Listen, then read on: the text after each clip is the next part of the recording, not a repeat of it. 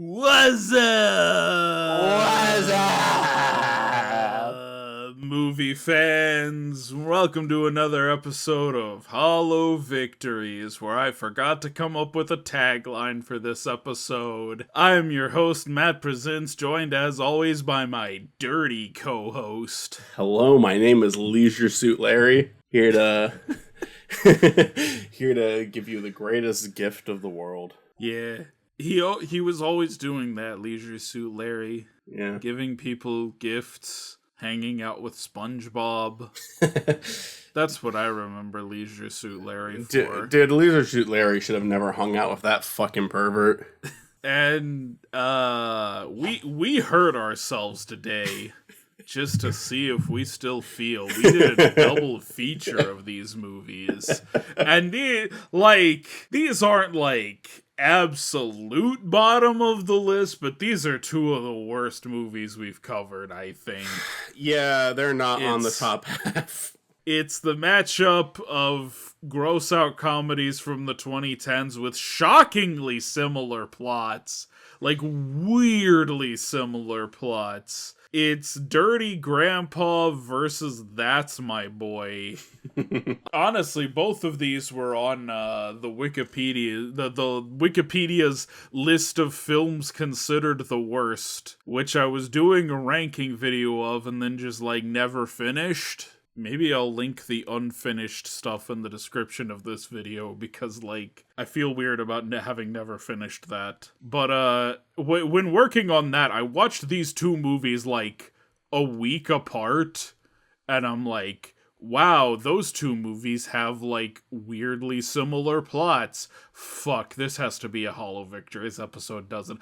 As much as I don't want to watch these movies a second time, this has to be a Hollow Victories episode. They were both pretty insufferable. But weirdly similar. I kind of understand putting them in the top 100 worst, I really do. That isn't to say I didn't get any laughs at all from this process, but it is kind of my laughs don't justify the film. These are pretty bad. These are pretty hard to defend movies. These are both pretty awful. I don't know which one of us is going first or which movie is going first, so... Usually I do the chronologically first movie first, but I guess... That's My Boy would be first in that case. Do you want to introduce That's My Boy or Godfather? Or Godfather. Alright, Godfather Part 3, let's go. We're gonna do it again. Alright, Godfather Part 3, Round 2. Instead, we're gonna do that instead of That's My Boy. Alright, should I talk about That's My Boy? Yeah, introduce That's My Boy, I guess. That's My Boy, directed by Sean Anders, released June 15th, 2012, tells the story about a teacher who had an inappropriate relationship with her student, but unlike May December in this movie, it's seen as pretty cool, and the movie portrays this in a very positive light, unironically, throughout the whole thing. And yeah, that's the story. He grows up. The way she gets caught is she gets caught because it's a public display at a school, but she also gets pregnant, and that leaves this boy to take care of this kid. That boy is the son that they have is played by Andy Samberg when he's grown up, and this kid who had an inappropriate relationship with his teacher is played by Adam Sandler when they grow up. And the two are kind of reconnecting because Andy Samberg is playing a guy who doesn't want that to be his past, doesn't want to be known for that, very understandably so. And he's hooking up with someone and about to get married, but, she doesn't actually want him for him. She wants him for his money. This is a great scenario to do that storyline with, I assure you. And Sandler kind of comes in just... At first it's because he wants to get some money because he owes money to the IRS or he's going to go to prison for 3 years. And the way he's going to do that is they can kind of do this TV special of him, his son, visiting their mom in prison. But he kind of goes into this plan into I got to find a way to kind of set this up and get him to agree to this. but the way he kind of dives into this at first is like, oh, I'm gonna just kind of go into it like, oh, I'm just his best friend, attending his wedding, being his best man, and you're working towards the liar revealed plot, the liar's revealed storyline. I think I've given enough information away. You can kind of put the rest of the pieces together. Eventually, the liar revealed happens, and Andy Samberg's not happy with him. Where it is kind of, where it does kind of subvert expectations is in the story. His wife is having sex with her brother. That's different. That's different. I'll say that. I haven't seen it go there. The movie kind of like has two really fucked up things that can happen in a romance, in a relationship. One is obviously an adult hooking up with a minor, or I don't even want to say minor in this case, a fucking child. And then there's incest, a brother and a sister hooking up. And it's weird because it acknowledges that incest is fucked up. The movie acknowledges that incest is fucked up, but it won't acknowledge that pedophilia is fucked up because it's a hot female teacher. This movie has one of the worst stories a film could possibly. This is like one of the worst stories of all time. We went from like a movie that was weirdly okay with incest to a movie that's like, oh, incest, that's so gross. Anyway, pedophilia's cool. I think story-wise, I'm gonna say this. I think story-wise, this is the worst movie we've ever covered on Hall of Victories. Like, hands down. It's a disgusting story. They should not try to normalize this. I think that it is kind of playing off of something that to be fair, it's playing off of something that a lot of men do say, which is like, oh, I had a teacher I wanted to bang when I was in school. It is playing off of that. It's still gross to make a movie about this. I can't justify this movie at all. What I will say, I think this is the most controversial take I'll ever have on the show, probably. The movie does make me laugh sometimes. Matt, what did you think of that, my boy? No, I'm with you. Like, it's kind of disgusting the extent to which this movie is like completely okay with the relationship between a teacher and her student, but then we'll like turn around and shame these two people for like the incest shit. And like, don't get me wrong, incest is kind of gross, but like, I feel like it's more justifiable than pedophilia, if I'm being honest. Like, it's at least between, like, consenting adults. If I had to be guilty of one of them, I'd rather be guilty of incest, but it's fucking disgusting. Yeah, no, it's disgusting, but, like, pedophilia, Christ, that's, like... We talked about this a little in like the Little Nicky video when we brought this movie up, and like, yeah, no, it's like it's the thing that South Park episode was making fun of, where like the double standard of like, oh, if it's like a hot female teacher fucking a male student, that's seen as like cool, that's okay. And the South Park episode even found the humor in that. Like, it's still making light of something that a lot of people would say is, like, horrible and you shouldn't make jokes about. But South Park was on the right side of that argument. No, yeah. It was bringing attention to something that, honestly, probably more attention should have been brought to at the time, because people really were. The mindset that's my boy has, I'll at the very least say, is a very real mindset that a lot of people have, and it's not a good thing. Yeah, no, I think like that South Park episode is almost a perfect critique of this movie. I don't know that it was like specifically a response to this movie, but I think like, it's before this movie. It feels like a very good response to this movie, though. Yeah, no, for sure. That said, yeah, it makes me laugh. It has good jokes. It's like, there's a way to make this movie work. There's a way, and it still wouldn't be a great movie, but it wouldn't be one of the most appalling stories of all time, where if it was just he hooked up with someone his own age at too early of an age to do it, you don't even have to make them minors. You can make them just like fucking 18-year-olds that were like in over their heads, like they shouldn't have done that early in their life, have a kid that early in their life, you know? And you could do the same story, and you could do without it being one of the most controversial fucking things possible. Because Adam Sandler and Andy Samberg have chemistry, and there's some funny people in this movie. Yeah, no, I mean, like, I almost feel like we should have done Dirty Grandpa first, because I feel like I have a lot to say, like, comparing the two, but, like, these two are, like, very similar in premise. The difference is, like, this movie took this very awful premise and was like, okay, but, like, here's some funny writing, here's some funny people, it's a little bit funny. There are laughs in this movie. I can't defend the whole thing, but there are laughs in this movie. For sure. But that's like the thing. It's almost scary. That's My Boy is a scary movie to defend.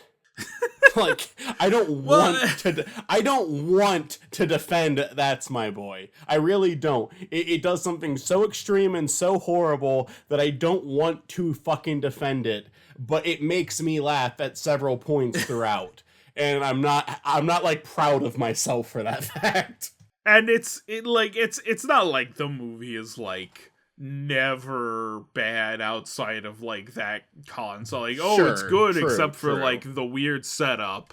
But like the weird setup is like the big thing that makes you go like, God, I don't want to defend this movie. Yeah, 100%. 100%.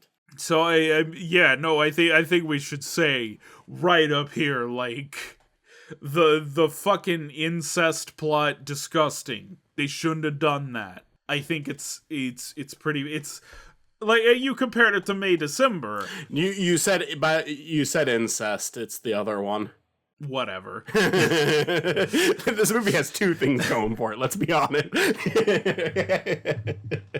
But one of them, it's like prepared to go is gross. At least with the incest thing, they're willing to admit that it's bad. The movie admits that's not a good thing. With the other one, it's like almost defending it, and that's horrible. That's so clearly horrible.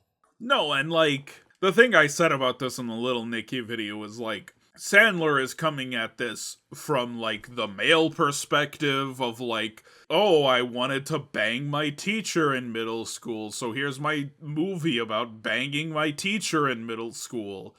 And like, I get it. I had teachers I wanted to bang in school.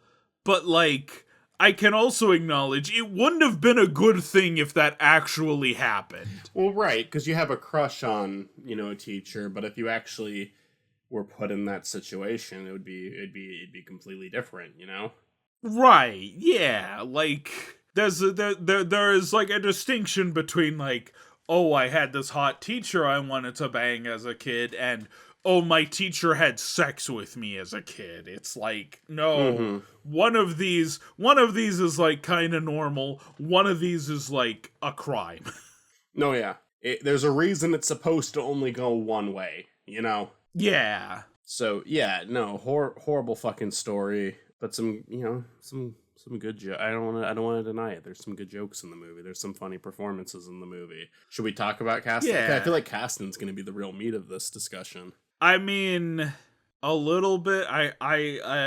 It feels weird to jump into that so fast, because I feel like the only thing we have talked about is like the central concept of it. Because again, like you said, it's like May December, but like May December is prepared to like acknowledge how fucked up this relationship is, and That's My Boy is not. It's two completely opposite approaches to the same topic.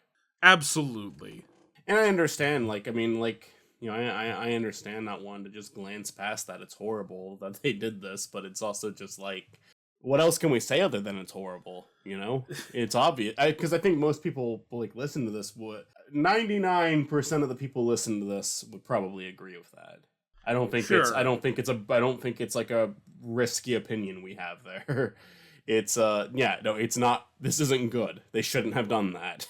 But to me, both of these movies, I think the casting is going to be a huge part of the discussion, because the casting is I think both of these movies are kind of built around who they casted to play these characters, because the stories are very hollow for both of them. There's not a lot to them. They're either inappropriate or boring, where and they do fall, even the inappropriate one has boring story structure. So it's like, I think it really just comes. I think both these movies, it's like the casting is the biggest part of it. Did these actors do a good job at delivering funny lines with the inappropriate setups they had? And I mean, I'm with you. Like, part of what makes this movie funny is, like, the people in it. Like, Sandler, for what it's worth, he can be funny. Sandberg's funny. Will Forte's funny. Vanilla Ice is surprisingly funny in this movie. I love Vanilla Ice in this. I like Andy Samberg a lot. I liked him on SNL. Hot Rod is one of my. I'll always say it to this day. Hot Rod is one of my favorite comedies ever made. Fight me. Rod's funny. Pop Star Never Stop Never Stopping is funny. I still need to see that, and I think I'll really like it if I see it. That's the thing. It's one of those movies where it's like, I have high expectations. I hope it doesn't disappoint me. I will probably, I mean, like, that could be a movie night pick on down the line somewhere. Did you see the movie Storks? No, but it looked kind of funny to me too. It looked like the animation. I saw like the shots of like all the wolves trying to jump on the stork or something. Yeah, that kind of made me laugh. I remember seeing that one in theaters and I thought it was hilarious. Of course, he and Sandberg were also in like Hotel Transylvania. Yes. Which is like a decent movie. No, yeah. I mean, it's cute. I mean, I think Sandler is extremely talented. I think he likes making dog shit, though. I think he likes to make. I think he likes to do it. He kind of made jokes about it after Uncut Gems got released, where it's like, if I don't win an Oscar for this, I'm gonna make like 6 more dog shit Netflix movies, and he actually did. He and Sandberg have even joked about this movie in like the SNL 40th anniversary special. He and Sandberg had a song together, and he's like, and we also made a movie that bombed. And Sandberg is like, why would you bring that up? So, like, he's at least aware of this movie's reputation. And I think, like, you're right that he enjoys making shit, but, like, that's almost part of what works about this movie is that, like, Sandler just leans into that, like, no taste, like, nah, let's just, like, fuck around and be as gross as we want type of thing, you know? And it does result in some funny moments. Like you mentioned Will Forte and Vanilla Ice being really funny in this. They have several scenes where they're really funny. I honestly really enjoy the scene where, like, Sandler, Sandberg, and Vanilla Ice just, like, hit the town. Me too. And, like, do a bunch of shit together. I really love the scene where Sandler and Vanilla Ice are trying to, like, show up to Sandberg's wedding at the end. It's, like, the final scene. And their car, like, gets stuck. So, like, oh, we gotta, like, go on foot now. But what about our sick tunes? And then Vanilla Ice pulls up, I gotta walk, man. And then they're like sharing an earbud in one ear and trying to run close enough to each other so the earbuds don't come out.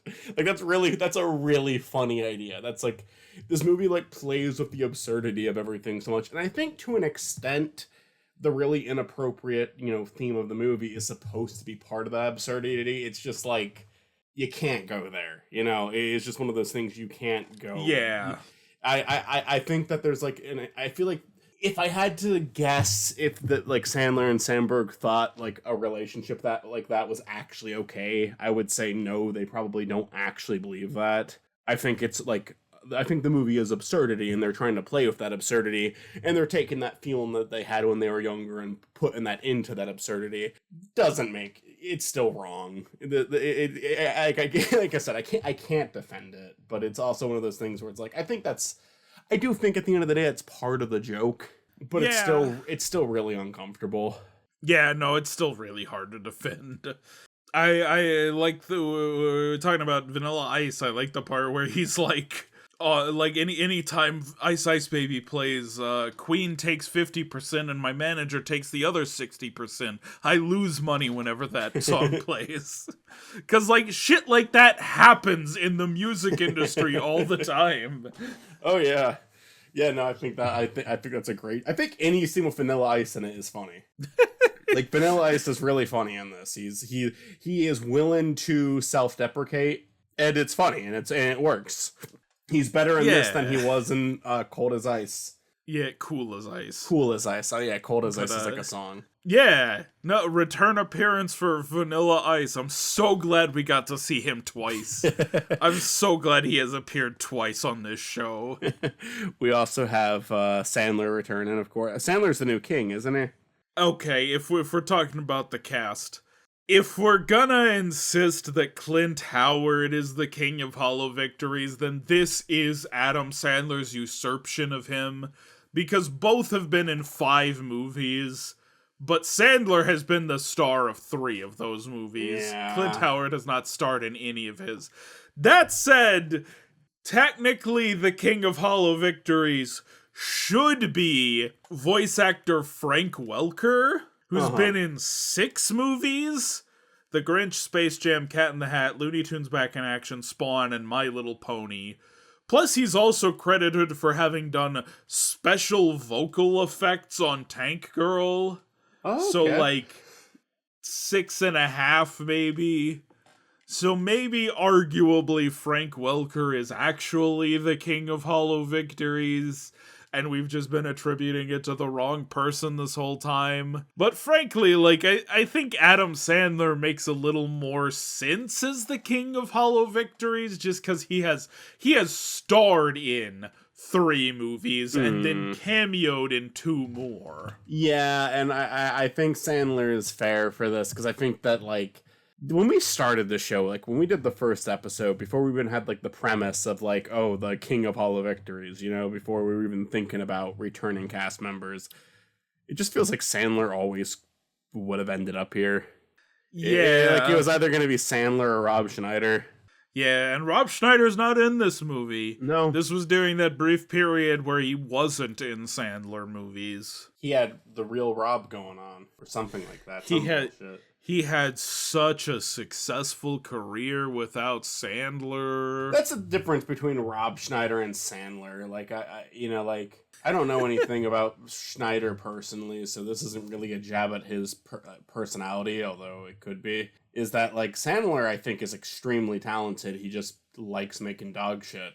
But I mean, look at every couple of years he does something genuinely great. Like, the last big thing he did that I really liked was Uncut Gems. Schneider, I'm trying to think if there's a single thing I like that Rob Schneider did, like, unironically. I don't think there is. I like Demolition Man, which he is in, but, like, he's also the worst part of that movie. I think Rob Schneider is Sandler's buddy, and that's why. And you know what? I can kind of understand and respect that it's just like, Rob Schneider is funny to Sandler, so Sandler casts him and stuff, but it's also just like, god damn, like, Sandler, you're Sandler, you're funny. Sandberg, you're funny. Schneider, no, you're not. I'm sorry, you're not. And I can't even feel that bad about it, because a lot of the shit you do is, like, racist shit. So it's like, not the virtue signal, but it's like, you're not really good faith. I don't have, like, great faith in you. Yeah, and, like, as someone who knows, like, maybe a little more about Schneider's personal life, he kind of seems like a shitty person IRL. Where, like, Sandler, I have heard nothing but good things about. Like, we were talking about this during the movie. Like, every story I have heard about Adam Sandler is like, wow, Adam Sandler is such a cool guy. Adam Sandler is so nice to everyone. I told the story to you. Like, Sandberg went on, like, a talk show where he talked about, like, he got married not too long after That's My Boy came out. And when he was on the show, he was, like, a little nervous about inviting Sandler, because he wasn't sure if they were, like, quite on that level. He had a friendship where he should invite him to his wedding or not, but he did anyways. And Sandler was like, yeah, I'll be there. And then Sandler came dressed as his That's My Boy character. And that's really funny to me. Like, as many issues I have with this movie, like, the fact that he did that, and then like, Sandberg was like, oh, well, why are you, what are you doing? And then Sandler was like, oh, by the way, Sandler and Sandberg are very similar son names, but then Sandler's like, oh, why am I fucking embarrassing you? Like, it was like, that's funny to me. And then like, he told stories about how, like, relatives of him would say, like, yeah, Adam Sandler just came up to me and talked about, like, my business for, like, 20 minutes. Like, it was insane. It's just like, yeah, what a cool guy. What a cool guy. Now, every story I hear about Sandler is like, oh, he's such a cool guy. And that's like he gets like the most famous actors to appear in his like shitty ass movies, and like they have to know he makes shitty movies, and they just don't care because Sandler's a cool guy. It just seems like Hollywood likes him, and it seems like Hollywood likes him, and it seems like the everyman likes him, you know? Yeah. So Sandler, Clint Howard to me will kind of always be like the Hall of Victories king in my heart, because he just feels like Clint Howard also feels like an appropriate candidate for king of Hall of Victories, because he kind of plays these really silly characters that are almost kind of like he's a kind of someone who embraces playing the butt of the joke, you know? Right. And that's what I like about Clint Howard. Sandler, I can also embrace as a Hall of Victories king. Like, to me, Sandler and Howard, those are two people where it's like, even though the King of Hall of Victories is kind of like an insult title to hold, it's also like, I'm happy that you two have it because I actually like you two. Even Frank Welker, I'm not like disappointed to have as a king, because like he's an amazing voice talent. He's been like Scooby-Doo for so long, and Fred in Scooby-Doo. Frank Welker is one of those people where I actually feel bad for putting him as the king of Hall of Victories, where Clint Howard and Adam Sandler, it's like, I like them, but it also makes sense. Frank Welker, he's an amazing talent. Yeah, I mean, but that's kind of what has landed him in our orbit, is like he's such a prolific voice actor. He's gotta like take every that he role. he just like ends up in shit like that. But I mean, like he was Goddard in Jimmy Neutron. I gotta respect him for that. And I mean, he's both like the guy who does like the dog noises for Goddard, because Frank Welker is famous for his animal noises, but he also, like, almost any time Goddard has like had a voice, it's Frank Welker. Yeah. Well, he also did like some Animaniacs voices, right? Like he was Yeah, he was Runt, I think. I believe you. But yeah, no, I mean Frank Welker and Jim Cummins are like those two voice actors that are like in so much shit where it's like I kind of forget who did what, but like they're like the two voice actors who, like, I don't think they have a single role that like puts them on like a Tom Kenny level with like SpongeBob, but they've also done so much shit. Well, they've been Jim Cummins has the fucking amazing story of like Scar, like where he fucking did the second half of Be Prepared. So he has something with that, but I guess Jim Cummins was Winnie Jim the Pooh. Cummings.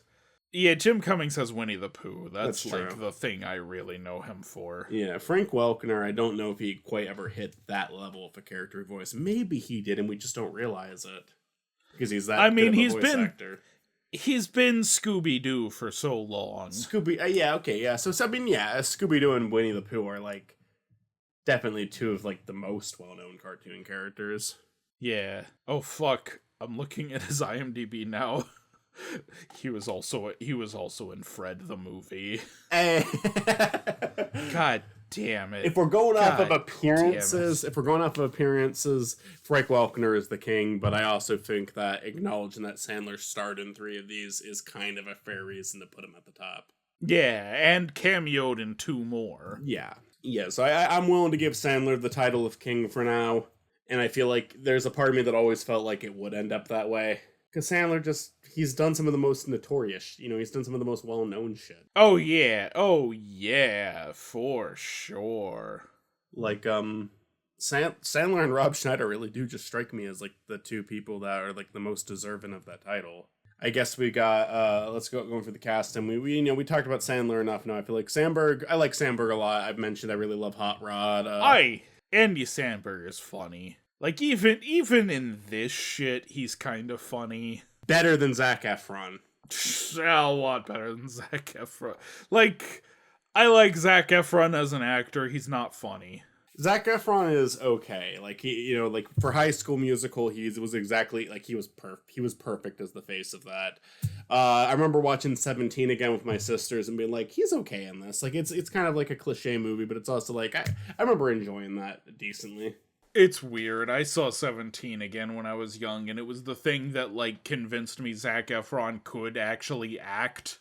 he was like a decent actor. Mm-hmm. But then I rewatched it for my Abed video, and I'm like, oh my god, this movie is awful. I haven't rewatched it. That's my thing. Like we're talking about like the weirdness of this movie. That movie has like almost as bad a thing going on because like because like it's shit, Matthew Perry from Friends like becomes a 17-year-old again, and his ex-wife is like, oh, you look just like my husband, and is like getting kind of creepy with this 17-year-old because he looks like her husband. It's one of those things where I think I get what the point was, where it's like it's kind of I think the point is it's more so supposed to be her remembering a better time of her life,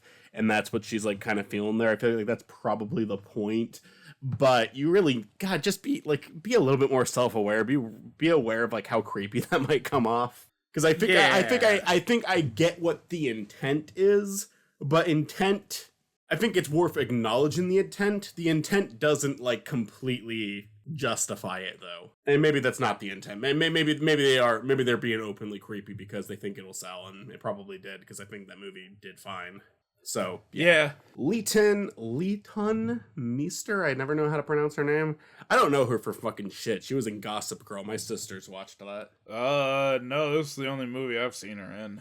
I don't think she's not good in this, but it's also like, well, what did they give her to work with? She sure is there. What did they give her to work with? I can't judge the performance. But Will Forte's pretty funny. I always like Will Forte though. Will Forte's a cool guy. He's in a few episodes I Think You Should Leave with Tim Robinson, which I've been showing you guys recently. He's a lead of Last Man on Earth. Really, whenever I see Will Forte, I get a good laugh. No, Will Forte's funny, and I mean, he's one of the funnier parts of this movie, if I'm being honest. Agreed. Who was Eva Murray? Oh, that's the teacher. The younger teacher. Yeah, they have two actors for the teacher. And I mean, here's the thing, like, Susan Sontag was good casting for the teacher as an adult. Obviously, I don't approve of that relationship, but like, no, I'm sorry, Susan Sarandon. Fuck, Right. I'm so stupid. Susan Sarandon, great casting for the adult teacher. Yeah, it looked like her as an older person, so it was a good pick, but it's also like, I don't like the lines she reads. Same thing with Eva. It's weird. It's just uncomfortable. They have the misfortune of playing the two most uncomfortable characters in this movie. Well, the one most uncomfortable character in this movie. Yeah. Since they are both playing the same character. Yeah. Both of these movies have Godfather actors right after we did The Godfather. Woo! You got James Caan as the Reverend in this. He was kind of funny. He made me laugh. I mean, he gets like 2 scenes, but like, he is kind of funny in those 2 scenes. Yeah. I'd agree with that. Raul Rampilla, you have to go down for him because he's down pretty like, he's not a really well-known actor, I guess, but he had some funny moments. He was like the one guy who worked at the convenience store with the shotgun who decided he wanted to hang out with them after they robbed him, and then just throughout the rest of the movie he's just there. Like he's at Sandberg's wedding despite the fact that Vanilla Ice and Sandler aren't there. No, it is funny that he just like tags along for the rest of the movie after he shows up. That is always kind of a funny joke to me when it's just like, hey, we're throwing this character in and they're not gonna leave now. Rachel Dratch, who was another SNL person, she was funny on SNL. I only know her from SNL in this movie though. Yeah, she was Will Forte's wife. Yeah. I recognize her. She's been like a rap, but like I do think the main thing I know her for is SNL. Yeah, I'm saying. I mean, really, the only movie I know her from is this one. Anyone else worth mentioning? Obviously, we mentioned Vanilla Ice. I mean, Blake Clark is in a lot of Sandler movies. He's not great in this. Blake Blake Clark is making a return appearance. What was the other thing? He is one of those actors that's just in a bunch of Sandler movies. He was in Hubie Halloween. Oh, and 8 Crazy Nights. He's in both of them. So yeah, he's making his way up. I mean, he was also in like Leo, which was like the animated Sandler movie from not too long ago. Yeah, no, like Sandler has like 2 or 3 guys that are like only in his movies and basically nothing else. Like his son in the movie is another one of those guys who's been in like a bunch of Sandler movies. He was in 8 Crazy Nights. Peter Dante is the actor's name. He was in 8 Crazy Nights. He was one of the metalheads in Little Nicky. No, right.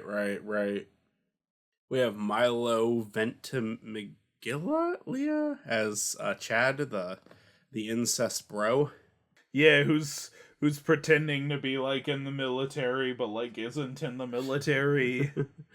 I'm looking at his list and it's all shit that I didn't watch. Like it's like Gilmore Girls and Heroes, and he was in Grown Ups too. I saw Grown Ups too. Yeah, I don't know. Like, a lot of actors in this have been in, like, other Sandler movies. Yeah. I mean, Sandler's wife and children are in this movie. Sandler's wife making a return appearance. She was in 8 Crazy Nights. Yep. She was probably in Hubie Halloween, honestly. I don't think so, but maybe. She's in a lot of his stuff. Like, she was in Grown Ups. She was in she was in Hubie Halloween. Yeah. Look at that. Yeah, so we got a lot of people coming back here. Yeah, I think she's just like, if Sandler's making a movie, she'll normally make some sort of appearance. I think she might have been in Leo actually, but she was in Big Daddy. She was in Little Nicky. She was in Bedtime Stories. So yeah, she was in Leo. I was right. She was in Leo. Leo's actually good. Leo, it's not like a 10 out of 10, but Leo I would actually recommend people watch. It was like an animated film from like a year or two ago, and it was pretty good. I had a good time with it. It was, I'd say like Uncut Gems is obviously the last great thing Sandler's done. Leo is the last good thing Sandler's done. Sure. Brad Grunberg, who I think is the fat guy that Sandler bets on in the race, which we should mention, like, I kind of love that, like, the ultimate resolution of this movie, like, he bets on this fat guy to win this marathon at the beginning of the movie, and then that comes back at the end, and the fat guy wins, and that's how he, like, pays off his IRS debts. That's really funny. I thought that was funny when I was younger. I think that's funny now. But Brad Grunberg was also in Striptease, so this is his return appearance. Whenever we do a Sandler movie, it's just going to be a bunch of people who get their comebacks. Megan Faye, who is like the boss's wife in this movie, was in The Country Bears. Hey, welcome back, Megan Faye. Couldn't tell you what she did in The Country Bears, but she is certainly in it. This is certainly her second appearance. Maybe she was like the mom or something. She was in Magnolia, which is actually a good movie. Oh, she was also in La La. Okay, you know what? She's been in a couple of good things. Yeah. La La Land, Magnolia.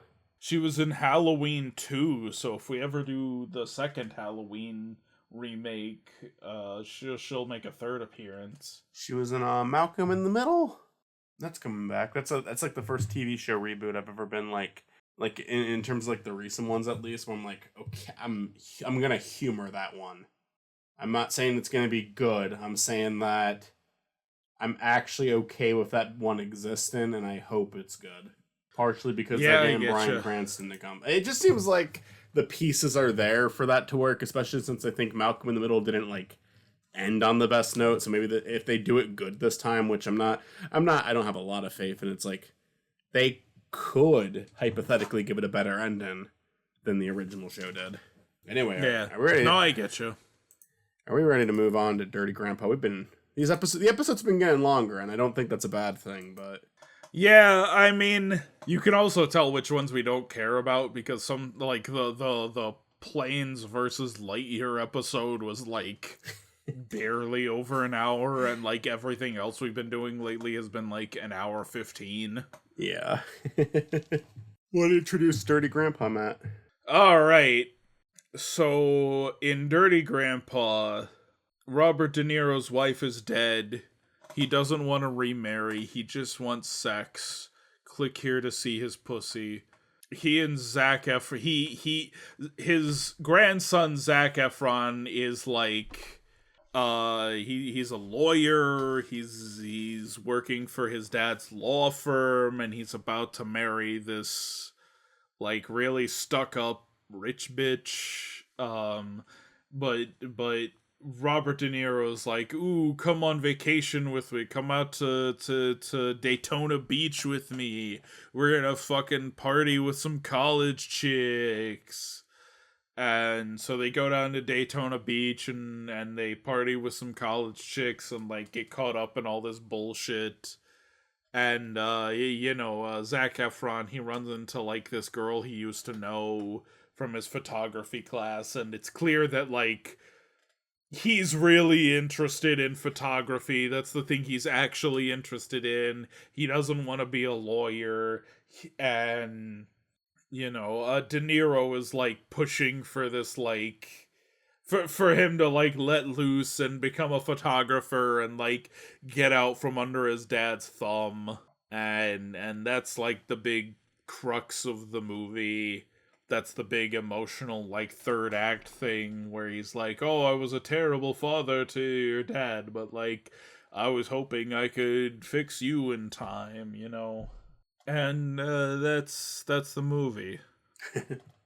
Michael, what'd you think of Dirty Grandpa? I had it like exceptionally low on my list, like bottom 3, until we made it to that last act. Like the final third of the movie, I think is a little better than the first 2/3 because I felt like it was just so, not a single joke was landing with me. I thought it was really lame.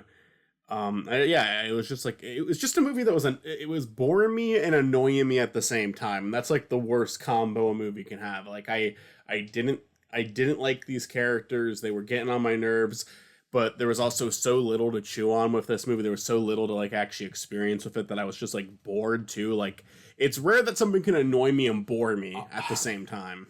I am right there with you. Like, it is not funny and it's boring. The last act gave it a couple more points because I felt like it was getting a little better. Like, it wasn't great, but I started to laugh at the end of it, like a little bit. I agree. I still have this one ranked really low. It is low for me. It's pretty damn low.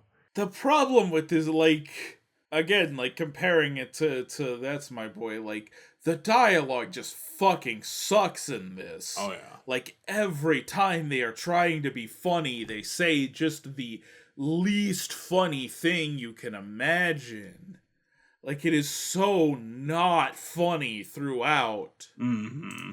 Like, it is so, like that high school friend who thinks he's funny, but, like, all his shit is, like, rehashed edgy material from the internet. Even the stuff that isn't edgy isn't funny. Like, the scene where, like, Robert De Niro, he's an old man, get into a fight with a bunch of these gangsters, and then it's like, Zac Efron gets into a fight with one of them and he's losing, and then it pans back over and he beat all of them up. It's like, no, he didn't.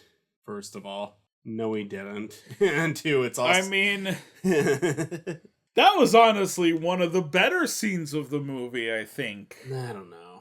For one thing, it's like this movie is so weirdly homophobic for a movie that came out in fucking 2015. And that scene was a little bit less homophobic than the rest. That was the scene where he was like, oh, say you're from a different time, and now that that's not okay to say. So why? Yeah, but then it's also like, so why were you homophobic for the first half of the movie? Why are you choosing now not to be homophobic? Yeah, I gotta say, like, I think that That's My Boy is worse in the sense that it has such an outrageous thing that it's asking people to accept. But I think in terms of, like, the little jabs this movie consistently makes, I actually think it might be a more offensive movie than That's My Boy. I think that's up for debate, because That's My Boy is such an outrageous example, but it doesn't really focus on that too much, There's a scene at the start and a scene in the middle that focuses on that. This movie, throughout the whole thing, does some pretty, like, racist and homophobic things in it. Yeah, like I was watching this and I'm like, wow, holy shit, this is offensive. Like the first time through, I don't even think it clicked with me like how like genuinely offensive a lot of this shit is, cuz like the first time through I was kind of rolling my eyes at like, oh boy, you're doing the edgy shit that you can get away with in an R-rated movie. Yeah. But like on a rewatch, I'm like, there is a lot of homophobia in this movie. Yeah. There is a not insubstantial amount of racism. It's pretty like blatant too. Like at the opening of the scene, like the first time when Robert De Niro meets like the one gay character in the movie, he's like, "Oh, you look really." He's like, "What's wrong?" He's like, "Oh, you're just like really fucking gay." And he's like, "Oh yeah, I'm also black. Do you want to say something about that?" He's like, "Yeah, that's also funny." It's like, how more blatant can you be than that? Like that's just what was the joke? Yeah, like. Are you just trying? This movie feels like it was written by a high schooler. It feels like it's like are you actually trying to do edgy humor, or because I feel like That's My Boy does a lot of edgy humor, but it like some of it is awful and some of it actually kind of pulls off. Where with this one, it's just like you're just trying to say like the most awful. You're just trying to see what awful shit you can get away with saying. That's what you're doing. Like you're not actually making jokes here. You're trying to see how much awful shit you can get away with saying. Yeah, absolutely. So I don't know. I had a hard time with most of this movie. I really wasn't like it. Like the third act, and not even the whole third act, but there was parts of the third act where I was like, I'm starting to see jokes at least. I'm starting to they're like I thought the thing with like Pam and the police was kind of funny.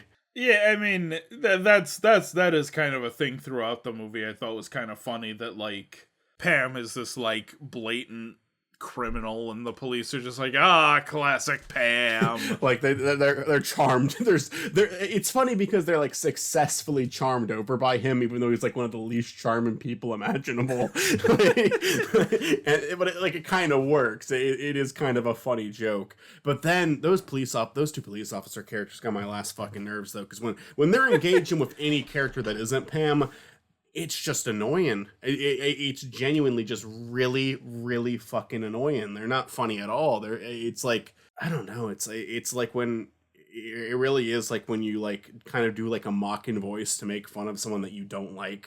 And that's who those characters are. That's who those two people are. And you have to listen to them talk like that the whole time. Didn't like them. Did not like them.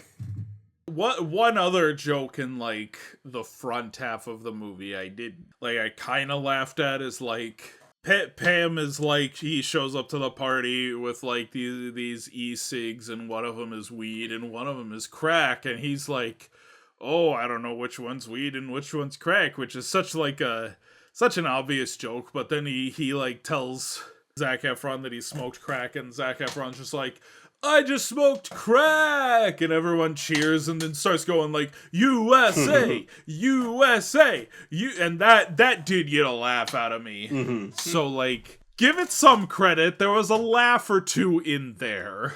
Sometimes I gotta say though, like I think one of the like things of me, like there are things that made me laugh in this movie, but I have to say some of them I don't think the movie earned. And what I'm going to talk about there is I'm going to bring up a good old cast member here, Adam Pauly, who played here's the Sonic side of my channel coming in. He played Wade Whipple in the Knuckles show and the Sonic movies. And I laughed at him in this movie. He's in a couple of scenes. He made me laugh. I don't think anything he said was funny. I thought it was funny because he does his performance here. I'm kind of getting the idea that Adam Pauly, like as much as I like him as Wade, plays the same character in everything he's in. It's just in this one he was allowed to say the word fuck.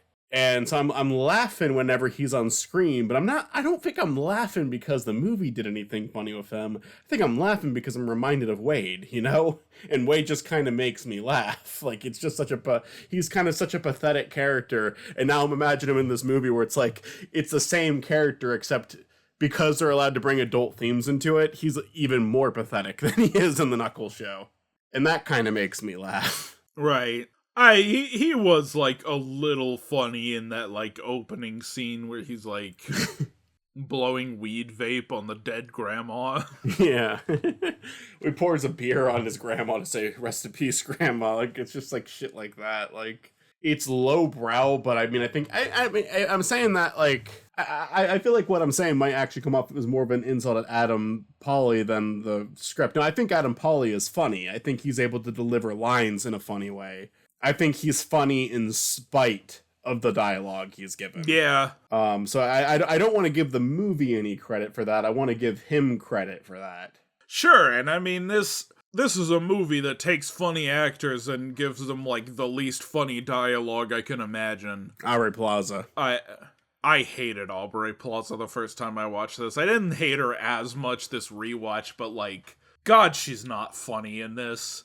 And I like Aubrey Plaza, I like her too. God, she's not funny in this. No, she isn't, and I kind of see why some people would laugh at her, though. Like, the thing is, I actually think she is more of a selling point than most of the characters in this movie, because there's kind of this just, like, Aubrey Plaza is someone who delivers the I don't care attitude very well, like, in a way where it's actually funny. I mentioned Grumpy Cat Christmas while we were watching this, where she's just, like, that's a movie where she, like, quite literally got the part because she was Aubrey Plaza, but the only way she would agree to do it is if they let her say whatever the fuck she wanted.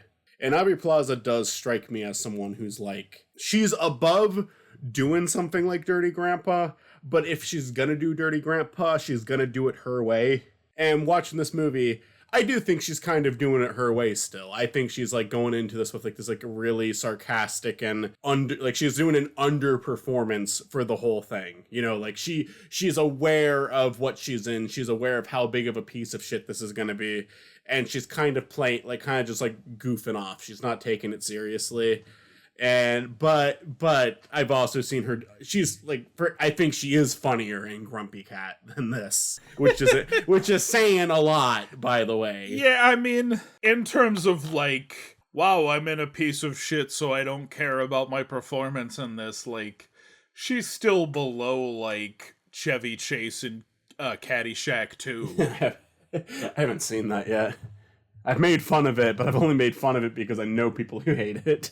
It's a bad fucking movie, but like, Chevy Chase is so funny in that movie because he knows exactly what movie he's in and he is giving exactly the performance that movie deserves.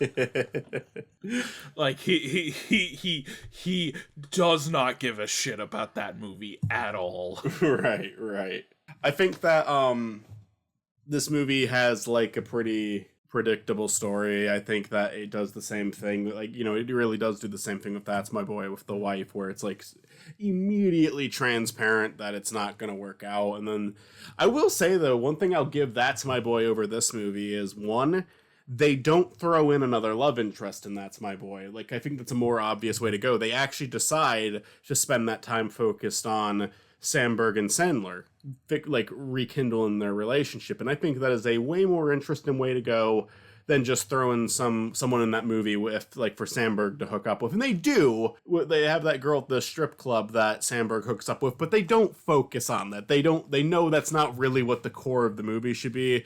They know the core of the movie should be like the chemistry that Sandler and Sandberg have, which I do think exists. I think the two know how to work off of each other to an extent.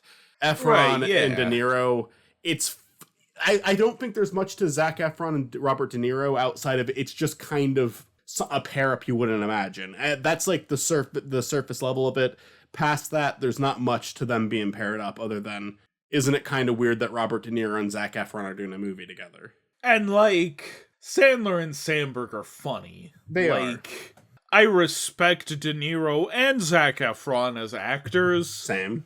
They're not funny the way Sandler and Sandberg are funny. Like, yeah. Sandler and Sandberg can carry the material. I think a lot of the stuff that makes, like, De Niro funny specifically is stuff that could also be... It's like, De Niro is a good dramatic actor, but some of the tropes that he falls under are kind of funny, like...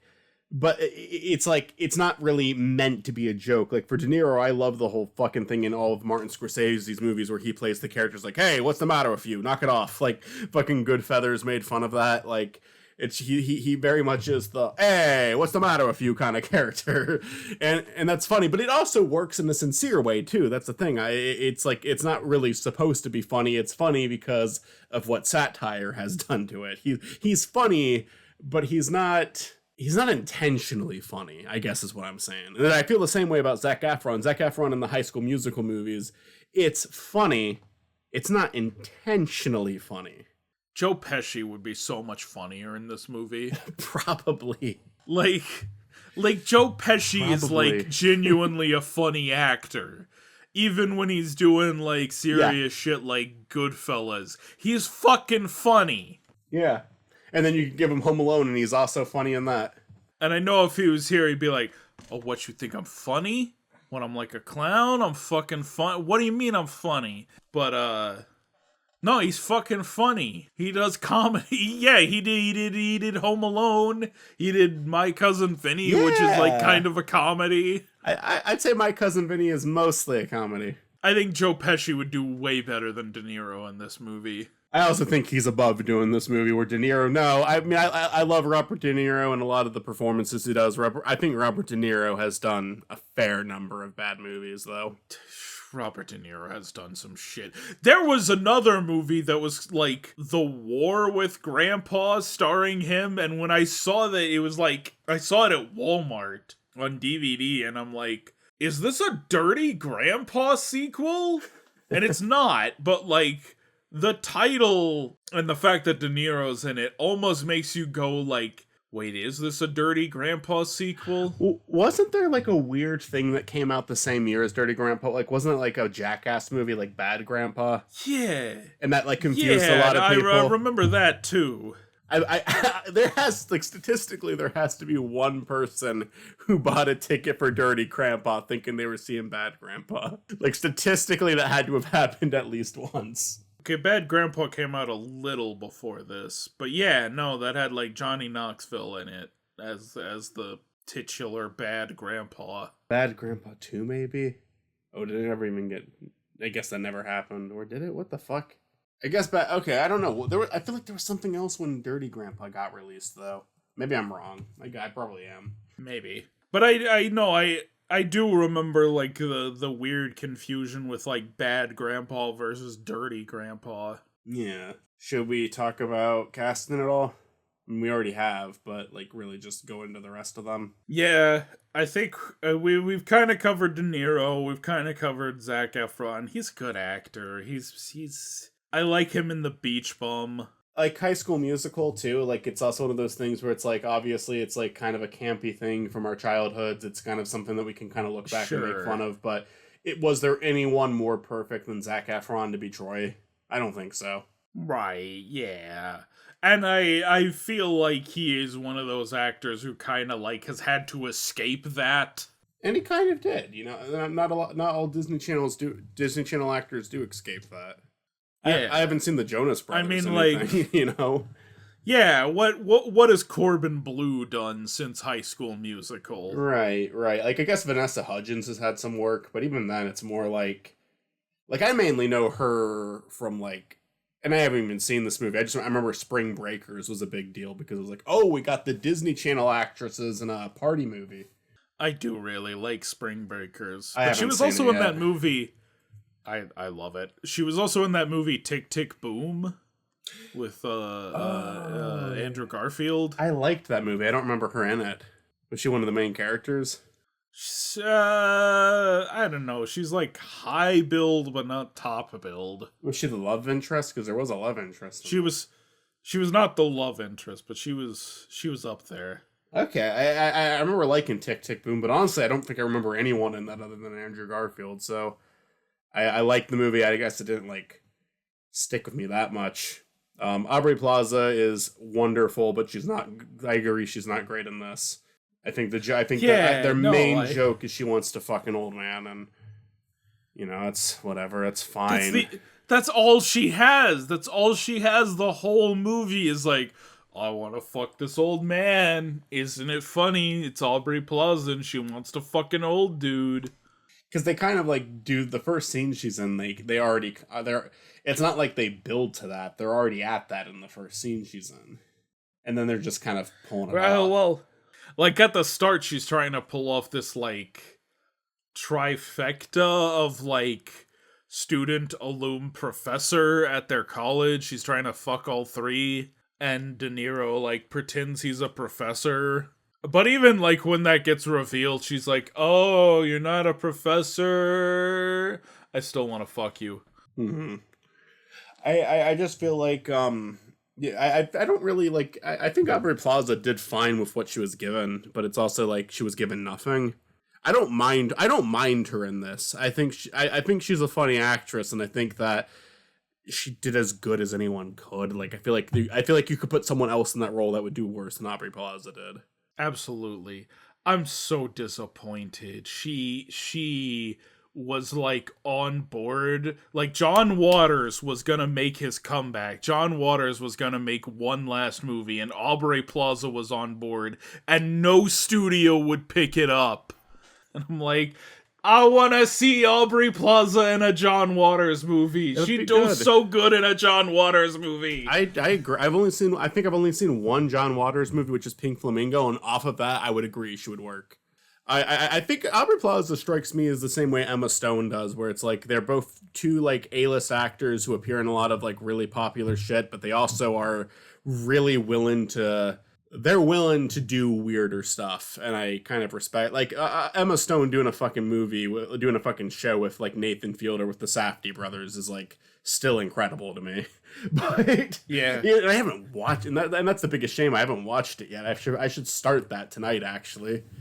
I should also watch that. Emma Stone, I think, is a bigger actor than Aubrey Plaza, but it's still like, yeah, I'm with you. Like they're like big name actors who do all sorts of weird shit, and I respect them for it. Emma Stone is an Oscar winner. I feel like, but I feel like both of them have like they're both pretty. I feel like I hear people bring them up both up a lot. You know, Zoe Deutsch. I don't. Has she been in good stuff? She was in The Disaster Artist.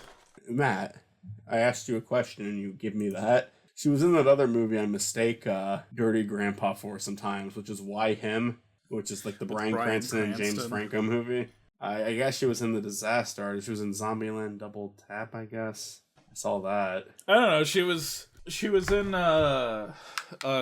Clint Eastwood's last movie. I don't know if I like Zoe Deutsch or Deutsch. Juror number 2. Okay. I don't think I have a high opinion of her. Maybe she's good, but I don't think I've seen a good movie from her yet. Yeah, I'm not sold on her necessarily. I'm with you. She wasn't very funny in this, and she wasn't very interested in this. So yeah, but like she's so nothing in this. She's Zac Efron's love interest, and like barely anything else. It felt weird the route they went with her during that, like as we got closer to the end, because it felt like it's like this feels like such a typical and tropey thing to do for like a rom-com, but Dirty Grandpa isn't that. It's like an edgelord movie, so why are you throwing this in at the end here? Why are we doing a liar revealed story in this? It just doesn't. The liar revealed in That's My Boy was at least like ridiculous and over the top, you know. It wasn't, you know. But it's also the reason this matchup exists. Yeah, I guess so. Because they both have that weird like what should be the main plot but is kind of a subplot of like the main character realizing they don't actually love the woman they're engaged to. Yeah. And like they're this disgusting older family member of theirs has like brought them around to realizing they're not in love with the person they're engaged to. Yeah, that's true. Both of them are cheaters too. We have Julianne Ho here. She's fucking Wade Whipple. Oh yeah. I don't think I mean, like, the movie gives her nothing to work with. They write her as a bitchy character, and she's a bitchy character, and that's it. Like, I can't give the actress any shit for that. They literally wrote her to be horrible. Like, there's nothing that she could have done to make that work. Right, and I do think it's a little funny that she ends up with Wade at the end of the movie. I do too. And I do. It's kind of funny that like when he's trying to like say, "Hey, I can't marry you. I found someone that I like actually love." She's like, "Oh, I had sex with your cousin," and like Wade has to deliver that to Zac Efron, and he's just like, "Nah, she says it's cool. Just go." In that exchange, actually, something else I'll give the movie a little credit for. Before that happens, it's like he keeps trying to send his message to her first, and like it takes 3 attempts for it to work. Like the first time he says it to someone who does sign language, the second time it's someone with one of those like electric speakers and it's not loud enough and no one can understand him. And finally it's just a random server there saying, "Oh man, it's my first day, please don't do this to me, man, I need you to be a man right now, please." Like that was funny. I liked that. Like I said, the third act was funnier than the rest of the movie, and it doesn't justify it at all. It doesn't warrant the movie, but No. But I laughed. I can definitely say I laughed. Sure. Danny Glover was there, and that threw me off because he was only in like one scene. I don't even know why. He's in one. He's like, here's the thing. He's like weirdly highly credited. Like he's in the opening credits, and then he's in one fucking scene, and it's like, well, that's it. Yeah, that's the casting manipulation. They throw this at. It's just dishonesty. A lot of movies do that. I think with this movie, like they do kind of, at the very least, there's like a point to him, but it wasn't a very funny scene. Like the thing is, you could at least make it a funny scene, and no, it kind of felt like they were rushing through that scene. It kind of felt like Danny Glover maybe had like 5 minutes on set that day to do the scene. It was just kind of lame, but I get it does play into De Niro's character at the very least. Like it's like one of the few scenes where they're trying to do something with plot relevance. Yeah. But it's not good. It's just, I'm quite literally giving the movie credit for trying to act like a movie for 5 fucking seconds. Like he barely does anything. It's like, why is he even here? Why did we even bother? He made a lesbian joke. He made like 7 of them. Here's the thing, maybe we should say this, the rip we watched was like weirdly edited. It kept jumping around. And we looked up like the official version of the movie. This is not how the movie was supposed to be. It's just something weird with how like the DVD ripped for me. Can I say something though about that? Just you're right. It might be worth mentioning that, but I gotta say, I don't think it affected the experience at all. Like not even. No, I am absolutely with you. There was a part of me that's like, is this making the movie better? And I'm like, no. It's not doing anything for the movie, actually. It is exactly the same with this, like, weird-ass editing. But the scene with Danny Glover, I kept expecting to be like that because it's so damn short. I'm like, oh, surely our rip, like, skipped something. But no, it's just actually that short. Yeah. No, 100%. And that's like the saddest thing about that. Like with it, like I think that the fact that it did that, even though like we can't use that as a point against the movie because it's obviously it wasn't the movie's fault that was happening. I thought it brought out a flaw in the movie. Like it really highlighted a flaw in the movie where it didn't affect the viewing experience at all because what it was cutting off, it was like like when it cut back, it was like, oh, okay, we're finishing. Oh, okay, now we're doing this joke. Okay, like it was like I knew where the scene was going. There was nothing unpredictable about it at all. It was really blatant where that joke was going. And now it's like for every single time it happened, and now it's like, okay, we're cutting back to it's like, okay, so now is the point where we're gonna hear this lame joke. Okay, and then yeah, we heard that lame joke and we moved on again, and it was just I think it highlighted, even though again I can't like use it as a point against the movie because it wasn't their fucking fault that the rip was bad, but it's also just like it highlighted how predictable and lame the movie is because it didn't affect the viewing experience that quite literally at points we were watching stuff out of sequence. To be fair, it wasn't that bad. It happened like 4 or 5 times near the first half, and then the second half it didn't happen once. Yeah. But yeah, no, bad fucking movie. Bad fucking movie. Horrible fucking movie. Jason Mantzoukas, I guess is how you pronounce that. As Pam. I'm going to say what I said to you, but I'm also going to say I agree with what you said, which is you mentioned that he's one of the funnier parts of this movie. And I do agree with that. I do. And I think he is someone who, just as a performer, he can be funny. He can be funny, but I also think when he's like not funny, he really annoys me.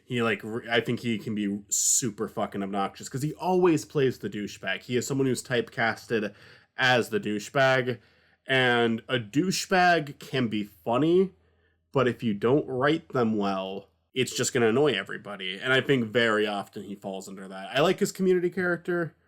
I think he voices one of the main guys on Close Enough, and I enjoyed that.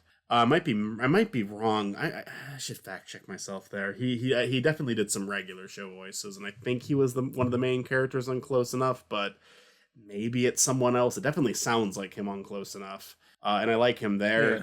But he also, there's just some really douchey performances from him where I'm just like, oh God, please get this guy off the screen. And this movie, he's sadly one of the better parts of it, I'd say. Yeah. I'm just learning now. He was in Ralph Breaks the Internet. Oh, welcome back. Extremely small role in that movie. Oh yeah, I know. Actually, I know what you're talking. That clip's been resurfacing. Actually, he voices one of the guys asking Groot a question. There's like a Q&A panel on the Disney website where Groot is doing this, and he asks like a really nerdy question. That's what it is. Yeah. So, welcome back to the show, I guess. Mm-hmm. Have we watched anything with Danny Glover before? I was looking at that. I didn't see anything. I mean, he was Miles the Mule in Barnyard, but that wasn't Hollow Victories. Right. Let me look again. So yeah, this is Danny Glover's first appearance, surprisingly. There's definitely stuff he's been in that could make it on here, but... Yeah, but I mean, that's definitely true of De Niro and Zac Efron. Both of them are on, like, Watch to Return. Right. He was in 2012. We could do a Doomsday special one time. Oh, yeah. Yeah. I'm trying to see if there was any... I'm, like, going through his list, because, I mean, obviously Danny Glover has a huge list. I feel like the only way to tell is if you quite literally looked at everything he did. Because we've covered some like really mainstream stuff that's going to appear on the Google search right away. But we've also covered some really fucking obscure shit. Well, see, I'm a genius and I'm on Letterboxd and I can just sort by watched. So I can see what movies from him I've watched. Well, aren't you fucking special? He was in Prince of Egypt. That's a good movie I showed for movie night. Yeah, he was. I mean, Danny Glover's a good actor. I like Danny Glover. Fucking Lethal Weapon, Predators 2, Royal Tenenbaums, Saw, even. He's fine in this movie minus the homophobia, but it's not like he wrote the script. I mean, he's in one fucking scene of this movie. Like, honestly, he gets off better than most people in this movie because he's barely in it. We'll cover him in Jumanji: The Next Level. Or, there's actually a lot of stuff here he could be in. Ah, jeez. Do you have anything else to say about Dirty Grandpa? Because I think we're past casting. Did I mention it's not very funny? It's not. The dialogue is fucking shit in this movie. It is. I'm sorry, like there's not a lot to appreciate here. Alright. If we've got nothing else to say about this, I guess we're to the voting. And boy, am I not looking forward to this. You're first. I'm gonna give it to That's My Boy. It's, look, the premise behind That's My Boy, it's horrible. We've acknowledged it enough times. I don't think I have to justify that. The movie made me laugh way more than Dirty Grandpa did. And if you want to say like, oh, but they did this really horrible thing. They did. And so did Dirty Grandpa. They're gross movies. I don't think that there's a place for movies like this anymore. I don't think we're going to see that many movies like this anymore. They both fucked up. They both deserve to be criticized for what they did. So with that out of the way, if I have to point at one that said that who has the funnier people in it and which one made me laugh more, That's My Boy by like a long shot. But doesn't mean that That's My Boy is a much better movie than Dirty Grandpa. They're both guilty of doing something that, like, making a movie that just isn't appropriate and probably shouldn't be viewed by anyone. No, yeah, that's the thing is, like, That's My Boy, it has this, like, one big disgusting thing looming over it, but, like, I look at Dirty Grandpa and I'm like, okay, but like, Dirty Grandpa also has a relationship with a huge age gap in it. It's not as bad as like a teacher fucking their student, but it's still like a sizable age gap. Also, it's homophobic as shit. And also, That's My Boy is just funnier. It's just a way funnier movie. So yeah, I am also voting for That's My Boy in spite of everything. Yeah.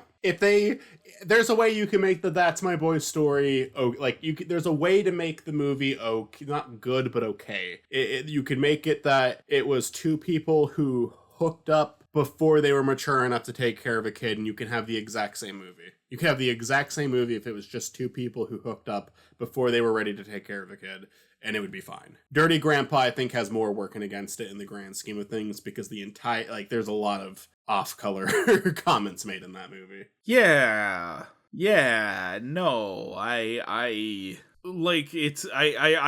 can't even give Dirty Grandpa the edge of being like less offensive, because it's not. It is still offensive, and like at least That's My Boy makes me laugh. Yeah, I agree with you. We're against the audience, but barely. It is 55% for Dirty Grandpa versus 45% for That's My Boy. So extremely close on this one. Yeah. I don't even blame people who just immediately jump to Dirty Grandpa because, that's the one that doesn't have a pedophile in it. Sure. Like, I can give people that. But if we're really gonna, like, look at the two movies and try to, like, break them down, then there we go. Yeah. No. That's My Boy wins. I'm not doing my yay for this one. No, this is the hollowest of victories. Anyways, next time on Hollow Victories, in 1985, Sylvester Stallone released sequels to his two biggest franchises. And both of those sequels have become kind of infamous as, like, goofy installments of the franchise that, like, don't get a lot of respect. Granted, one of those I think is arguably the defining entry of its franchise, but we'll talk about that next time.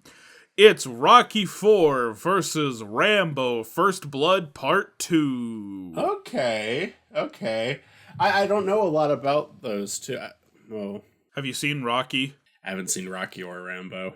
Alright, I figured you hadn't seen First Blood, but Rocky, I wasn't sure.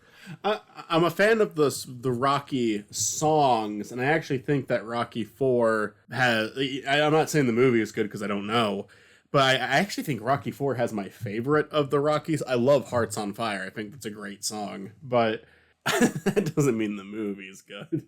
Right. Then we will do an Out of the Ring on both Rocky and First Blood. And then we'll do Rocky 4 and Rambo 2. You don't need to see Rocky 2 and 3. They're fine, but they're not like you don't have to see them. Rocky, I'm gonna show you. 'Cause like, how the fuck do you live that close to Philadelphia and never watch Rocky?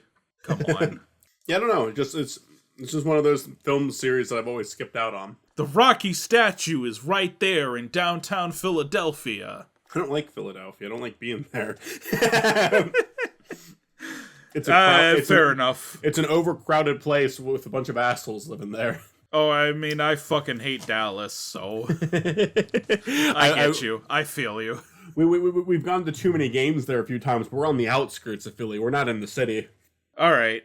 I'm looking forward to it. It'll be good to finally check those out. That's why I did this matchup first, because I knew we wouldn't have to do an Out of the Ring on it. I knew we were going to have to watch at least First Blood. I figured Rocky was a pretty strong possibility. Maybe I will watch the other two. We won't do like an Out of the Ring. If I have time, I'll watch the other two just for sure. Shits and giggles. Like, I mean, it was kind of like how I tried to watch all the Indiana Jones movies before Indiana Jones 4. Sure. Anyway, all right, cool. Until then, for my co-host Makal, I'm Matt Presents. We'll see you in the next one. Peace.